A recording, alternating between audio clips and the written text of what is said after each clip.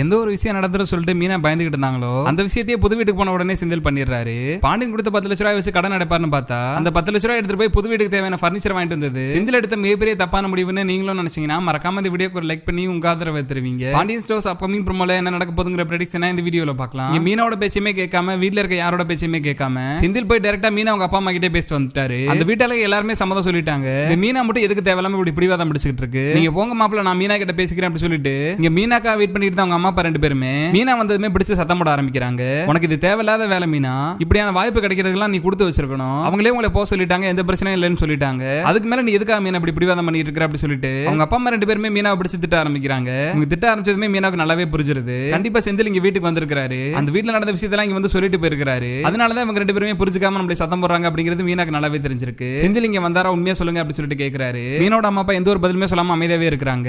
இது என்ன பழக்கம் இப்படி பண்ணிட்டு இருக்காரு, இது எங்களோட வாழ்க்கை, எங்களுக்குள்ள நடக்கிற பிரச்சனை எதுக்கு இவர் தேவையில்லாம இங்க வந்து சொல்லிட்டு இருக்காரு. இப்ப எந்த பிரச்சனை நடந்தாலும் அவர் பாட்டு கிளம்பி இங்க வந்துடுறாரு. இங்க வரங்கிற விஷயத்தை என்கிட்ட சொல்றது கூட இல்ல, அவர் பாட்டுக்கு வந்து அவர் மனசுல தோன்றதெல்லாம் இங்க பேசிட்டு போயிடுறாரு. உண்மையிலே இந்த வீட்டுல என்னெல்லாம் நடக்குதுன்னு உங்களுக்கு எப்படி தெரியும், புரிஞ்சுக்காம நீங்களும் பேசாதீங்கப்பா அப்படி சொல்லிட்டு மீனா வந்து பாண்டியன் குடும்பத்தை சப்போர்ட் பண்ணி பேசிட்டு இருக்காங்க. இருந்துமே அதை ஏத்துக்க மனசு இல்லாம மீனாவோட அப்பா வந்துட்டு அங்க நடக்கிறது என்ன எனக்கு தெரியாமையா இருக்கு, ஒரு பக்கம் மாப்பிள்ளையோட அண்ணனால சண்டை, இன்னொரு பக்கம் மாப்பிள்ளையோட தம்பி கல்யாணத்துல சண்டை, எதிர்த்த வீட்டுக்காரங்களோட எப்பயுமே சண்டை, இப்படியே எப்ப பார்த்தாலும் ஏதாவது ஒரு பிரச்சனையோட தான் அந்த வீட்டுல இருக்கிறீங்க. என்னைக்கு நீங்க சந்தோஷமா இருந்திருக்கீங்க நீயே யோசிச்சு பாரு. நீங்க கல்யாணம் பண்ணிட்டு போனதும் பிரச்சனையா தான் இருந்துச்சு, இப்ப அரசியோட கல்யாணமே பிரச்சனையா தான் முடிஞ்சு. இது வரைக்கும் அந்த வீட்டுல பிரச்சனை இல்லாம என்னைக்கா ஒரு நாளா இருந்திருக்கா, இதெல்லாம் யோசிச்சு பாருமா. உன்னோட நல்லதுக்காக மட்டும் தான் நான் இதெல்லாம் சொல்லிட்டு இருக்கேன். மாப்பிள்ளை எடுத்திருக்கிறது சரியான முடிவு. மாப்பிள்ளையோட மனசு இவ்வளவு சீக்கிரம் மாறணும் நான் நினைச்சு கூட பார்க்கல. அவர் மனசு மாறி இருக்கப்ப நீயும் வந்து அவரோட முடிவுக்கு சம்மதம் சொல்லிடணும். நீ எதுக்கு இப்படி பிடிவாதம் பண்ணிட்டு இருக்கிற அப்படி சொல்லிட்டு செந்திலுக்கு ஃபுல் சப்போர்ட்டா அவங்க அப்பா பேச ஆரம்பிச்சாரு. இன்னொரு பக்கம் மீனாவோட அம்மாமே வந்துட்டு உங்க அப்பா தப்பான ஒரு முடிவு எடுத்தாலுமே அதுக்கு தானே நான் கூட இருக்கேன், அது தப்பான முடிவு உங்க கூட நிக்க மாட்டேன்னு நான் சொல்றேன்னா, அப்படி இருக்கிறப்ப இது ஒரு நல்ல முடிவு தானே, நீங்க தனியா பண்ணீங்கன்னா நல்லா சம்பாதிக்கலாம், நிறைய சேர்த்து வைக்கலாம், அதுக்காக தானே உங்க அப்பா சொல்றாரு, ஏன் மீனா நீ புரிஞ்சுக்க மாட்டேற அப்படி சொல்லிட்டு மீனா அவங்க அம்மாவே அட்வைஸ் பண்ண ஆரம்பிச்சாங்க. நான் இந்த வீட்ல இருக்கிற வரைக்கும் தான் நிம்மதியா இருக்க முடியும், நீங்க சொல்ற மாதிரி அந்த வீட்டுக்கு போனா எனக்கு வேலை எல்லாம் குறையாது, இன்னுமே வேலை அதிகம் தான் ஆகும். நான் என்னோட வேலையும் பார்த்துக்கிட்டு வீட்டு வேலையும் பார்த்துக்கிட்டு அவருக்கு சேர்த்து நான் வேலை பார்க்குற மாதிரி இருக்கும். இந்த வீட்ல இருந்தேன்னா எனக்கு தேவையானது எல்லாத்தையுமே அத்தை பண்ணி கொடுத்துருவாங்க, எனக்கு ஏதாவது ஒரு உதவினா ராஜி பண்ணி கொடுத்துரும், அப்படி இல்லைன்னா எப்பயுமே உதவி பண்றதுக்கு அரசு எனக்காக காத்துக்கிட்டு இருக்கும். இவ்வளவு பேரை விட்டு நான் எப்படி போய் அங்க கஷ்டப்பட முடியும், என்னாலலாம் போக முடியாது அப்படி சொல்லி மீனா புலம்ப ஆரம்பிச்சிட்டாங்க. நீ சொல்ற மாதிரி எல்லாம் இல்ல, மாப்பிள்ள பொறுப்பான ஆளா இருக்காரு, கண்டிப்பா அவர் உனக்கு சப்போர்ட் பண்ணுவாரு, வேணுங்கிற ஹெல்ப் எல்லாம் பண்ணுவாரு, கொஞ்சம் அட்ஜஸ்ட் பண்ணி போயிரு மீனா அப்படி சொல்லிட்டு மீனா அவங்க அம்மா வந்து இப்ப செந்திலுக்கு சப்போர்ட் பண்ணி பேச ஆரம்பிச்சிட்டாங்க. அவரா எனக்கு ஹெல்ப் பண்ணுவாரு, அவரோட வேலையை சேர்த்து நான் தான் பாக்குற மாதிரி இருக்கும், அங்க போயிட்டேன்னா என்னோட பேச்சு அவர் எதையுமே கேட்கவே மாட்டாரு, வீட்டுல இருக்க போய் மாமா அத்தைக்கு பயந்துகிட்டு இத்தனை நாள கொஞ்சமா அவங்க பயந்து ஏதாவது ஒரு சொல்றதை கேட்டு நடந்துட்டு இருந்தாரு. அந்த வீட்டுக்கு மட்டும் போயிட்டோம்னா இவர் பண்றது தப்புன்னு சொல்றதுக்கோ இவரை மாறுங்கன்னு சொல்றதுக்கோ அங்க யாருமே இருக்க மாட்டாங்க, இவர் வச்சதான் சட்டம், இவர் விருப்பப்படி தான் இருப்பாரு, இவரை என்னால திருத்தவே முடியாது அப்படி சொல்லிட்டு என்ன நடந்தாலுமே சரி எனக்கு அங்க போறதுல விருப்பமே இல்லை அப்படி சொல்லிட்டு மீனா அவங்க எடுத்த முடிவுல பிடிவாதமா இருக்காங்க. கரெக்டா அவங்க பேசி இருக்கிற அந்த டைம்க்கு செந்திலுமே அங்க வந்துடுறாரு. செந்தில் அங்க வந்தது பார்த்ததுமே டென்ஷனான மீனா அங்க இருந்து கிளம்பலான்னு போறாங்க. ஒன்னும் அவசரம் இல்ல மீனா, வேற எந்த வேலையுமே இல்ல, நீ உட்காந்து பொறுமையா பேசுவா, நான் வெயிட் பண்றேன், எவ்வளவு நேரம் ஆனாலும் பரவாயில்ல, நீ இங்க இருந்து பேசிட்டு தான் போகணும் அப்படி சொல்லிட்டு செந்தில் உட்கார்றாரு. இதுக்கு மேல இங்க பேசுறதுக்கு எதுவுமே இல்ல, அம்மா அப்பா கிட்ட என்னெல்லாம் சொல்லுமோ நான் எல்லாமே சொல்லி முடிச்சிட்டேன், அவங்களுமே உங்களுக்கு சப்போர்ட்டிவா தான் இருக்காங்க, நீங்க என்ன சொல்லி அவங்க மனசை மாத்தி வச்சிருக்கீங்கன்னு எனக்கு தெரியல, இவங்க எல்லாரும் சொல்றபடி நீங்களும் ஆசைப்பட்டபடி நான் புது வீட்டுக்கு வரக்கு சம்மதம் தான், ஆனா நீங்க எல்லாம் நினைக்கிற மாதிரி நான் சந்தோஷமா அந்த வீட்டுக்கு வர மாட்டேன், கண்டிப்பா சோகத்தோடையும் வருத்தத்தோடையும் தான் நாங்க போறேன், அந்த வீட்டுல போய் எத்தனை நாள் நாங்க சந்தோஷமா இருக்க போறோம்னு தெரியல, ஃபர்ஸ்ட் அந்த வீட்டுல போய் எத்தனை நாள் இருக்க போறோம்னு எனக்கு நம்பிக்கை இல்லை அப்படி சொல்லிட்டு மீனா வந்து ரொம்ப கோமா அங்க இருந்து கிளம்புறாங்க. உடனே செந்தில கூப்பிட்டு பேசுற மீனா அவங்க அப்பா அம்மா 2 பேருமே மீனா ஏதோ ஒரு ஆதங்கத்துல பேசிட்டு போகுது, இத்தனை வருஷமா தனியாவே வளர்ந்துருச்சு இல்ல, திடீர்னு இப்ப உங்களை கல்யாணம் பண்ணிட்டு போய் கூட்டு குடும்பத்துல இருந்து பழகிருச்சு, இவ்வளவு ஆளுகளோட இருந்துட்டு மறுபடியும் வந்து தனியா இருக்குன்னு நினைச்சு மீனா பயப்படும் போல, போக சரியாயிருமாப்ல, நீங்களே ஆரம்பத்துல வீட்டை விட்டு வரமாட்டேன்னு தான் சொல்லிட்டு இருந்தீங்க, ஆனா இப்ப பாருங்க நீங்களே மனசு மாதிரி இந்த முடிவு எடுத்துட்டீங்க, இதெல்லாம் உங்க குடும்பத்தோட நல்லதுக்காக தானே பண்ணிட்டு இருக்கீங்க, இது கூடிய சீக்கிரமே மீனாவே புரிஞ்சுக்கும் பாருங்க, ஒரு வாரத்துல மீனாவே வந்துட்டு இந்த வீட்டுக்கு வந்ததான் சரியான முடிவுன்னு அதுவாயாலே சொல்லதான் போகுது, இதெல்லாம் கண்டிப்பா நடக்க தான் போகுது பாருங்க அப்படி சொல்லிட்டு மீனா அவங்க அப்பா அம்மா 2 பேருமே செந்திலுக்கு ஆறுதல் சொல்லிட்டு இருக்காங்க. எப்படியோ நம்ம வந்த வேலை திருப்தியா முடிஞ்சு, இதுக்கப்புறம் மீனா நம்ம கூட புது வீட்டுக்கு வந்துரும் அப்படி சொல்லிட்டு செந்தில் வந்து ரொம்ப சந்தோஷமாயிடுறாரு. அன்னைக்கு காலையில 9 to 10 நல்ல நேரம், அப்பதான் பால் காய்ச்ச போறோம், 2 பேரும் மறக்காம வந்துருங்க அப்படி சொல்லிட்டு செந்தில் வந்து அங்க இருந்து கிளம்பிடுறாரு. இங்க கடையில தங்கமேலோட பிரச்சனை முடிஞ்ச பாடு இல்ல, தங்கமேலோட அப்பா வந்து நாளாக அவரோட சுயரூபத்தை எல்லாத்தையுமே காட்ட ஆரம்பிச்சிட்டாரு. கடைக்கு வந்தா சரியா வேலை பார்க்காம கடைக்கு வர கஸ்டமர்கிட்ட பேசிட்டு இருக்கிறது, கடையில இருந்து பணத்தை திருடுறதுன்னு சொல்லிட்டு பயங்கரமான வேலையெல்லாம் பார்க்க ஆரம்பிச்சிட்டாரு. அப்படிதான் இந்த தடவையும் கடைக்கு வந்த கஸ்டமருக்கு முட்டை எடுத்து கொடுக்கறப்ப கீழே போட்டு உடைச்சிட்டு அவர் பண்ண தப்புக்கு கீழே விழுந்திருக்க முட்டையெல்லாம் கிளீன் பண்ணிருங்க,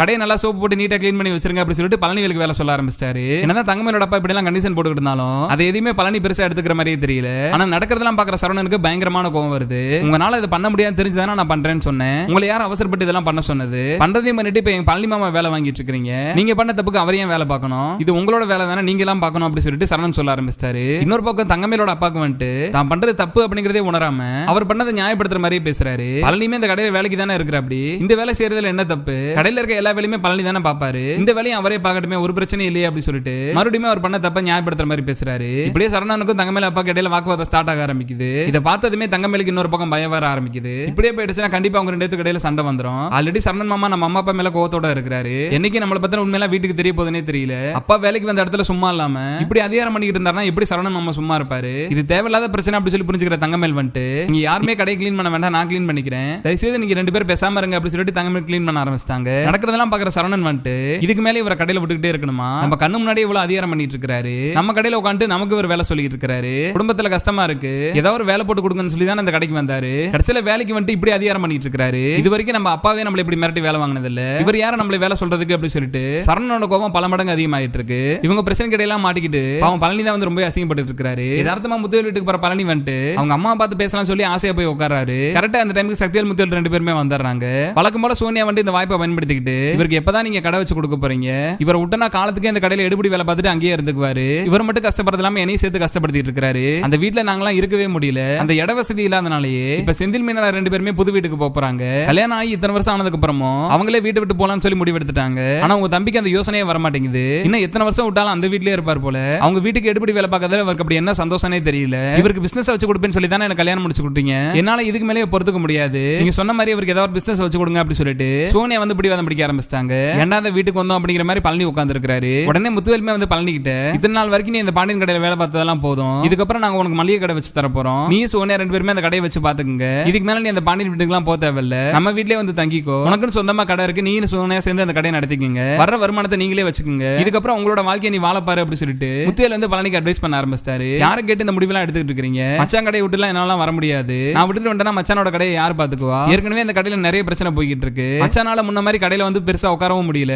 அவரும் வேற வேலையா அலைய ஆரம்பிச்சிட்டாரு, இப்ப கடையோட முழு பொறுப்புமே வந்து என் தலையில தான் இருக்கு, இந்த நேரத்துல நான் கடையை விட்டுட்டு வந்தா அந்த கடையை யார் பாத்துக்குவா, என்னால மச்சனுக்கு துரோகம் பண்ணிட்டு வர முடியாது அப்படி சொல்லிட்டு பழனி அங்க இருந்து கோமா எந்திரிச்சு போயிடுறாரு. இவனுக்கு நம்ம என்ன சொன்னாலும் புத்தியே வராதுன்னு, இவனுக்கு நம்ம எந்த ஒரு உதவியுமே பண்ணவே கூடாது, இவன் காலத்துக்கு அந்த பாண்டியன்ட்டே மாட்டிட்டு கஷ்டப்படட்டும் அப்படி சொல்லிட்டு நடக்கிறதெல்லாம் பார்த்து சக்தி வந்து ரொம்ப டென்ஷன் ஆயிடுறாரு. ஒரு கட்டத்துக்கு மேல பொறுமையா இருந்து போன சோனியா வந்துட்டு அவர் கடையை பார்த்தா பாக்குறாரு, பாக்காட்டி போறாரு, நீங்க சொன்னபடியே எனக்கு கடையை வச்சு கொடுங்க, அந்த கடையை நல்லபடியா நான் நடத்திக்கிறேன், எனக்கு பழனி ஹெல்ப் பண்றாரு பண்ணல எனக்கு அது பிரச்சனையே இல்ல, நீங்க கடையை மட்டும் வச்சு கொடுங்க அதை நான் நடத்திக்கிறேன் அப்படி சொல்லிட்டு இப்ப சோனியா வந்து துணிஞ்சு இறங்கிடுறாங்க. இந்த வாய்ப்பை பயன்படுத்திக்கிற சக்திவேல் வந்துட்டு நம்ம ஊர்ல ஒரே ஒரு இடத்துல கடை வச்சா மட்டும் தான் நல்லா ஓடும், அது அந்த பாண்டியன் கடைக்கு ஆப்போசிட்ல வச்சா மட்டும் தான் ஓடும், நான் இடத்துக்கு விசாரிக்க சொல்றேன், நீ ஆசைப்பட்டபடியே நான் உனக்கு கடையை வச்சு கொடுத்துறோம், அந்த பாண்டியன் கடையோட இந்த பழனிவேலோட கடை தான் வந்து அதிக வருமானத்துக்கு ஓடணும், இது எல்லாமே உன் கையில தான் இருக்கு சோனியா அப்படி சொல்லிட்டு இந்த பாண்டியன் பழிவாங்கிறதுக்காக சக்திவேல் வந்து இங்கிட்ட ஒரு திட்டம் போட ஆரம்பிச்சாரு. இன்னொரு பக்கம் காலையில எந்திரிச்சதுமே ஒட்டுமொத்த பாண்டியன் வீட்டாளர் எல்லாருமே வந்து செந்திலோட புது வீடு பால் காட்சிக்காக கிளம்பி போயிடுறாங்க.